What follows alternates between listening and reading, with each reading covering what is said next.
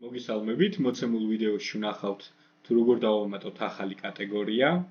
გადავიდეთ რესტორნის ვიზუალურ ნაწილში. როგორც ხედავთ, ორი კატეგორია შექმნილია, ბურგერი და სალათი, თუმცა კერძი არც ერთზე არ არის დამატებული.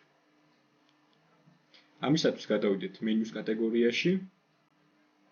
ავირჩიოთ სასურველი კატეგორია და დავამატოთ კერძი.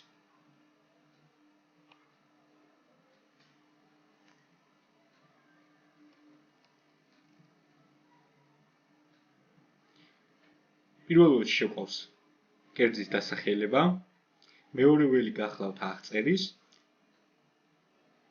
თუ აღწერის შეყვანა არ გსურს, უბრალოდ დავაჭერთ space-ის ღილაკს და დავტოვებთ ველს ცარიელს.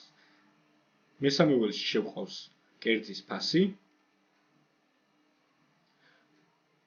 აქედან შეგვიძლია ავირჩიოთ კერძის ფოტოსურათი.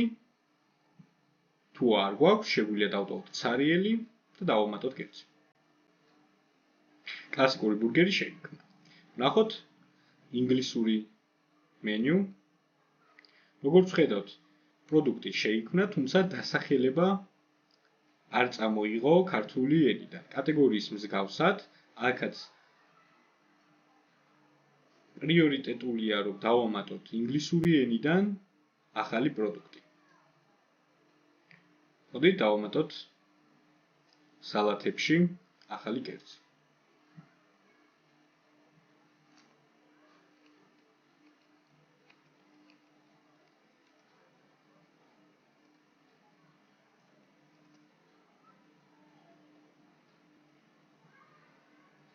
როგორც ხედავთ, ცეზარი შეიქმნა.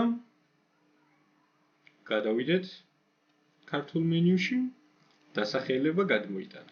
იმ შემთხვევაში, თუ მოგიხდებათ ისე, რომ შეავსებთ ქართულ ნაწილს და შემდგომ გადათარგმნით ინგლისურად, ინგლისურ მენიუში, თანმიმდევრობით შეგიძლიათ მიხვდეთ, თუ რომელი კერძია აღნიშნული.